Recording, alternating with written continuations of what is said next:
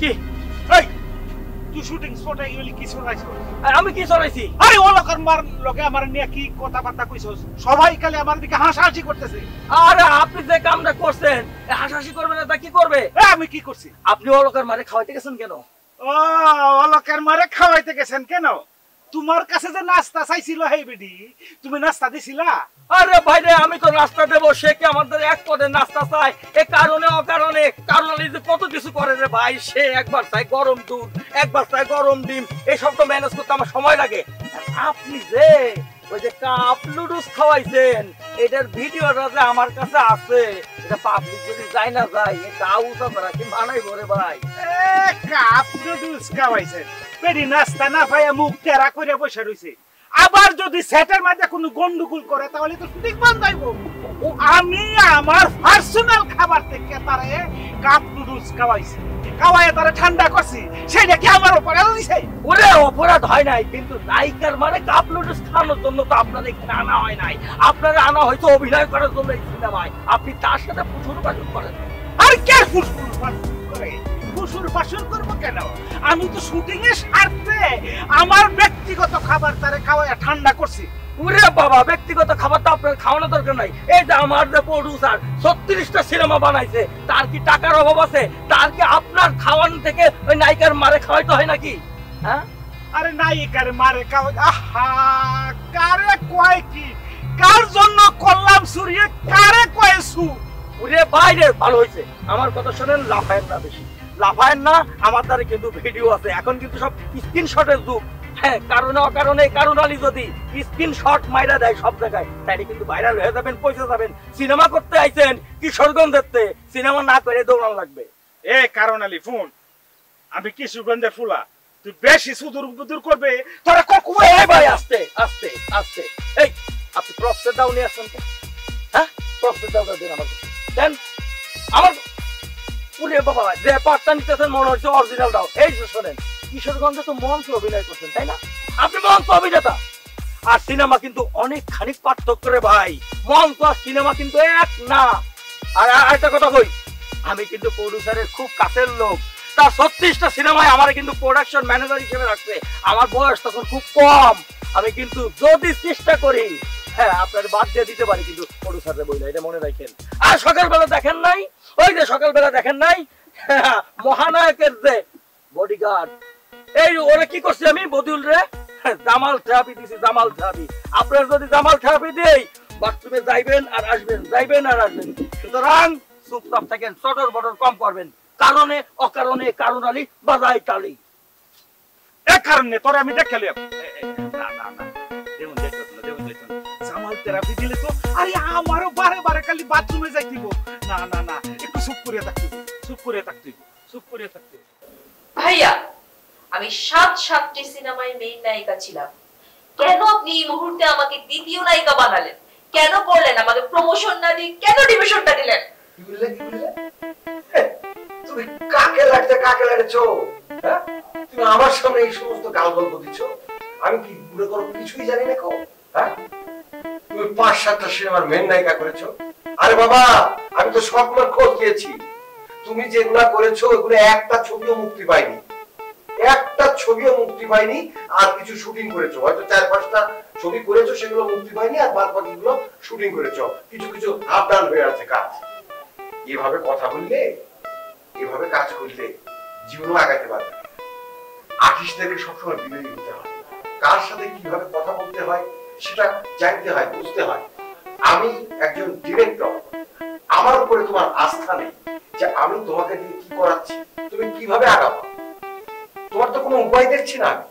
এখনো তোমাকে আমি রিকোয়েস্ট করছি, তুমি বিনয়ী হও এবং একজন ডিরেক্টরের প্রতি আস্থা রাখতে শেখো।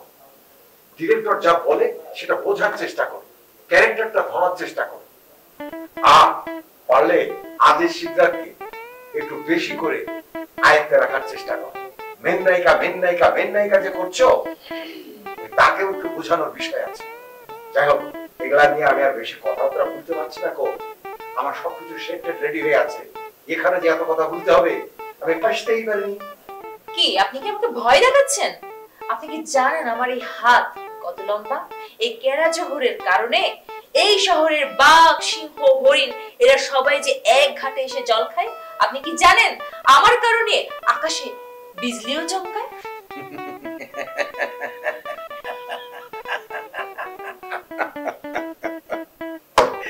পাগলি, এখনো তো কিছু পাইতে পারছো না, তাই এত ডায়লগ দিচ্ছ শুটিং এর আগে। শোনো, রূপের ঝলকে আকাশে বিজলি চমকালেও মাঝে মাঝে কিন্তু বৃষ্টি নামে, তখন প্রকৃতিটা ঠান্ডা হয়ে যায়। এখনো বয়স কম তো, তাই বেশি বেশি ফাল পাচ্ছ। তোমাকে আমি কিছু কথা বলেছি, ঠিক আছে? এগুলো যদি ঠান্ডা মাথায় তোমার ভিতরে প্রবেশ না করাও, তাহলে পরিষ্কার একটা কথা আমি বলে দিলাম আজকে, তুমি কিন্তু নায়িকা হতে পারবে না। আমি 24 ইয়ার 25 বছর এই মিডিয়াতে আছি। তোমার মতো ক্যারাজে হোক, অনেকে আমার হাত দিয়ে এসেছে, আবার এই হাত দিয়ে চলে গেছে। আমি অনেক দেখেছি, বিশ্বাস করো, বিলিভ মি, এটা আমার অভিজ্ঞতা থেকে বলছি। অর্থাৎ তুমি সংযত হও, আমি যেভাবে বললাম সেভাবে তুমি কাজ করো, তাহলে তুমি গেইনার হবে। অন্যথায় লাবডাঙ্গা, আমার সেট রেডি আছে, তাড়াতাড়ি চলে এসো, শুটিং করতে হবে।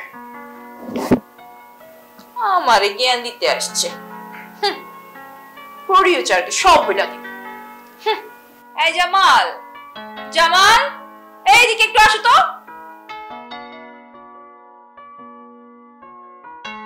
কোথায় যে যায় ছেলেটা, মেকআপ ফেলে রেখে।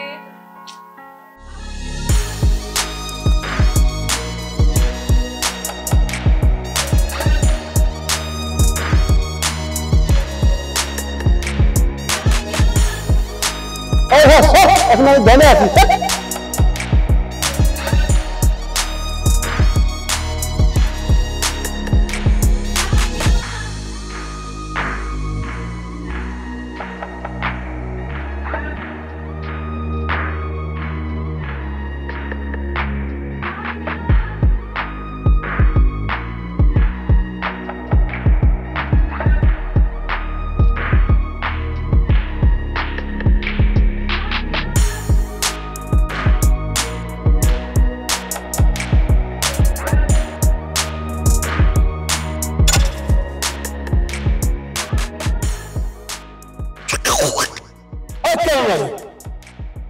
তুমি জানো না আমি ওজন করতেছি? হ্যাঁ, আপনার নাস্তাটা নিয়ে আইছিলাম 5 মিনিট আগে। আর আমি উপরে আদান প্রদান করতেছি, জানো? উপরে কি আদান প্রদান করতেছেন স্যার? মহাশূন্য বার্তা আদান প্রদান করতেছিলাম। আরে এরা তুমি ভাঙিয়ে দিছো আমার। এখন উপরে কি আদান প্রদান করতেছিলেন? বুঝবো না তুমি, সেটা বুঝবা? তুমি বুঝবা সে বোঝার ক্ষমতা আছে তোমার? কারণারই বাজায় না তালি, আপনি আদান প্রদান করেন স্যার, এটা তো আমার জানা ছিল না। আমি তো জানতাম শুধু আপনি অ্যাক্টিং করেন, অভিনয়। স্যার, আমি আপনার নাস্তা 5 মিনিট আগে নিয়ে আসছি, কারণ আপনার তো টাইম মতো নাস্তা দিতে হয়।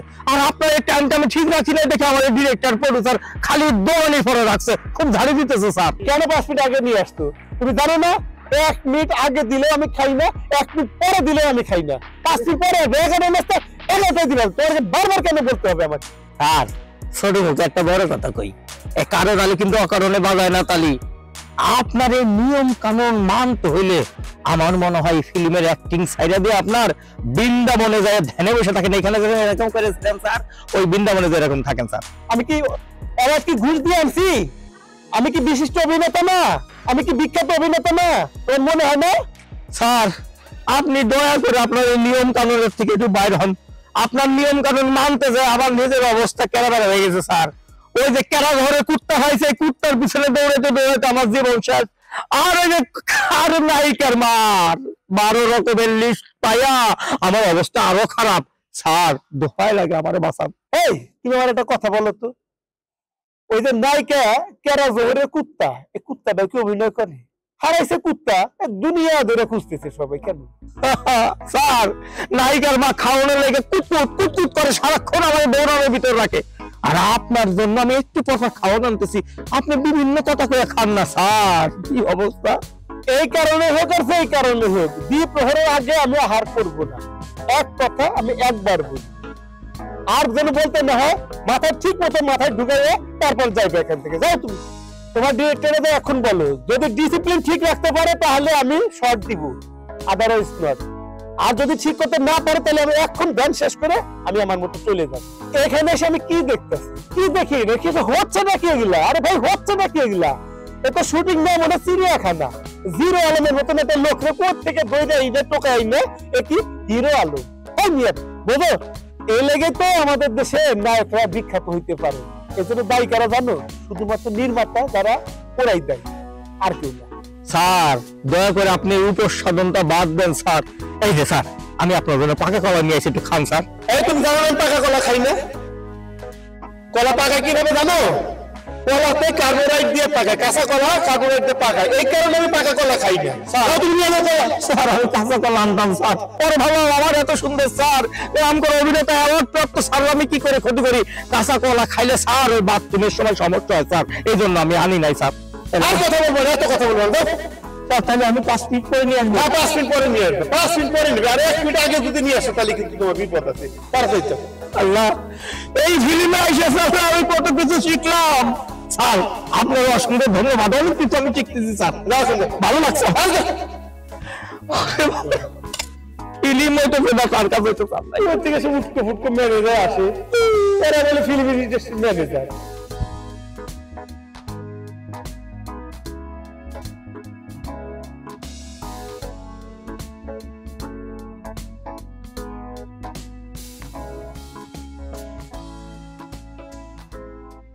আচ্ছা তালেব আলী ভাই, তুমি তো সিনেমার বিলে এই যে প্রোডাকশন ম্যানেজার যে কারণ আলী, এই কারণ আলী তুমি দাওতে দৌড়াইছিলা কি কারণে?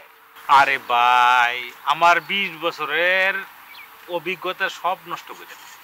মঞ্চে অভিনয় করছি কত সুন্দর, এই হারামজাদা আমার বিরুদ্ধে কথা লাগাইয়া ইন্ডাস্ট্রির মধ্যে একটা সেরা বেড়া লাগাই দিছে। এরা দাওতে দৌড়ানি দিছে, এরা কুবাইলে আমার গুসাটা থাকতো জানো। না তোমার কুবান লাগতো না, ওরে সিস্টেম কইরা আমি ওরে যদি বাঁধে ভাই আর সিনাটা সয়া 4টা গুলি করবা, এর বুকটা আমি দাঁড়া করে দাও। আরে ভাই, গুলি করলে ফাঁসির আসামি হইবা। গুলি না, তবে একটা কথা, এরে দুইটা জঙ্গলের ভিতরে নিয়া ফিফরা ডুল ছাড়িয়া দে মেরে হারামজাদারে দেখে লইয়াম, কি কও?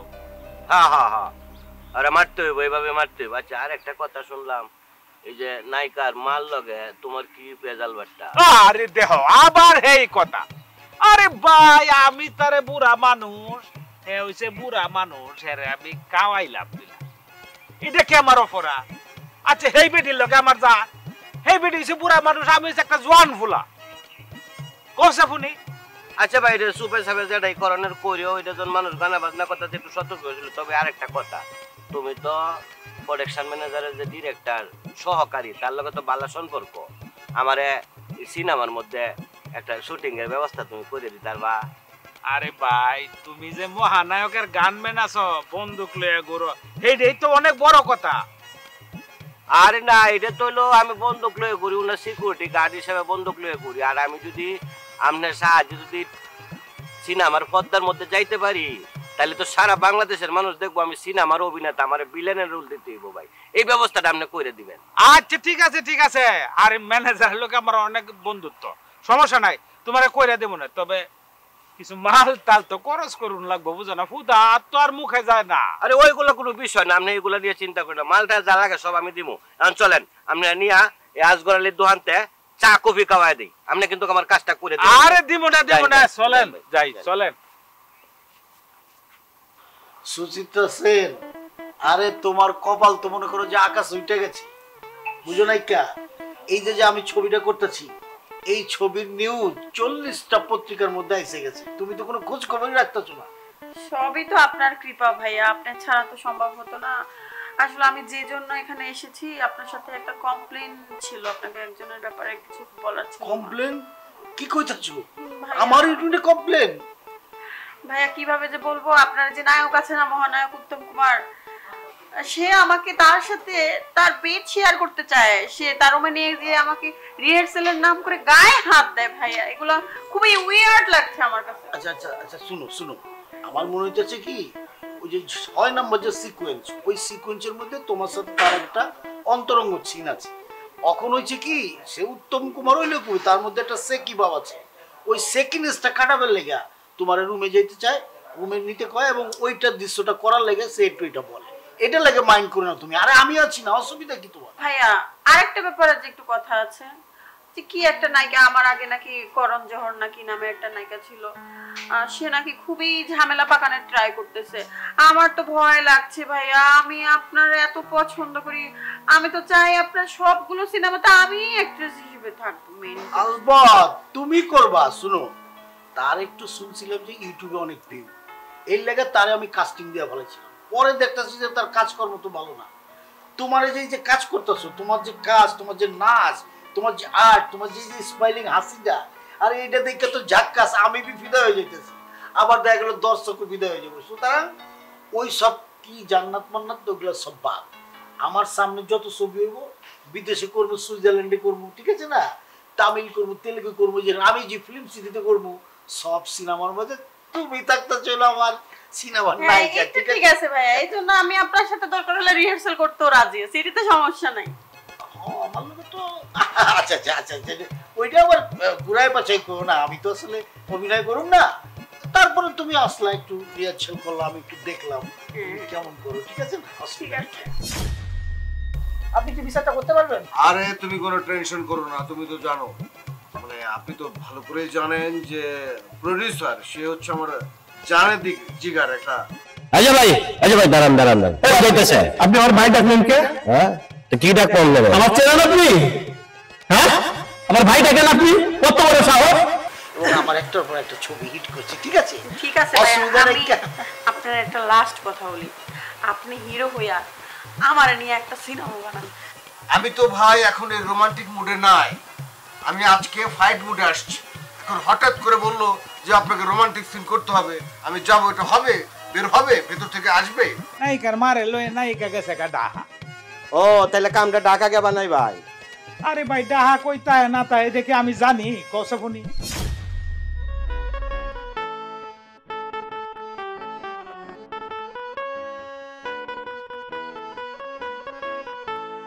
লাইট ক্যামেরা আর অ্যাকশন কাট, নাচে গানে ভরপুর আয়োজন বিরাট। শুটিং দেখিতে কত ভিড় করে লোক, নামে না হইলে রে বাবা নামে নায়ক, নায়ক নায়ক মহানায়ক। ভাবে টক করে নায়ক উঠানিতে সেরা, শুটিং এ নায়িকা লইয়া করে কেরা বেড়া। কারণে অকারণে সে বাজায় তালি, নাস্তা লইয়া ম্যানেজারে করে গালাগালি। নায়িকাদের অতিরিক্ত মেকআপ গেটআপ, পরিচালক মহা চাপে করে বাপরে বাপ। সিনেমা বানাইতে তাহার মহা দুর্ভোগ, নায়ক নায়ক মহানায়ক, ওরে মহানায়ক মহানায়ক।